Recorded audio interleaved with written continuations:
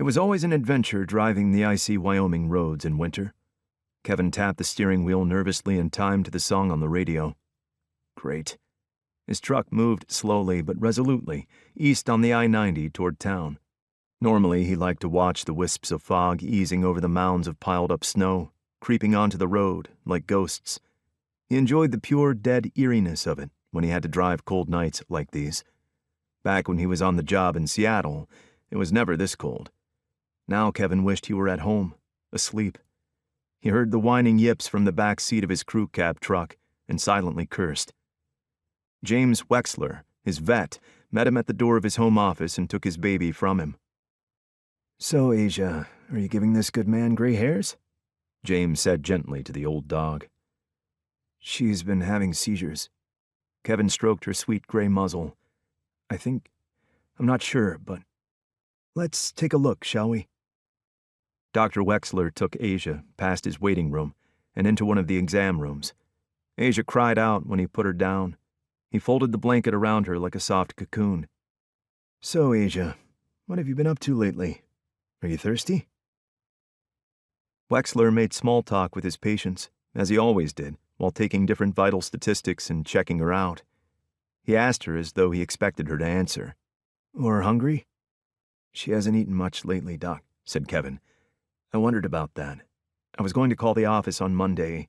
It's just that when I came in from the garage this evening, she was shaking, like she was having a seizure, and since then, she hasn't been right. Sorry to call you on a Saturday night like this." "Of course you called. Asia's special. Aren't you, Asia? Have a seat, Kevin." He motioned Kevin to one of the 2 chairs in the cramped room and carefully picked Asia up. He sat in the opposite chair, holding Asia in his lap. "Kevin," he spoke gently as if he was talking to one of the animals, "I think it's pretty clear Asia's had a stroke." Kevin couldn't think what that might mean. "I see. It's possible that her brain and parts of her body have been affected. In a younger dog, stroke can be overcome, but I don't think she'll be able to drink water, for example, or eat. She can't seem to walk. I noticed that the arthritis in her hips is much worse this year, too.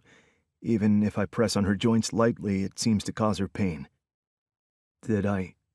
Kevin swallowed hard. Have I left it too long? Have I let her suffer because I didn't want to let her go? I'm sure that her quality of life was wonderful. Knowing you've even been carrying her around, right?"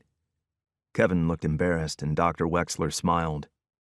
"But now we have to decide if she can have that quality of life anymore. I suspect if you take her home, she'll starve herself to death." "Shit." "She's old, Kevin. She's 12. That's really a long life for a lab." Kevin rubbed his hand over the light golden stubble on his chin. "Can I be with her, when you do it?" "Yeah, sure. I'll bet she'd like that." Dr. Wexler left Kevin alone to say his goodbyes to Asia, the dog who had been virtually his only companion for years.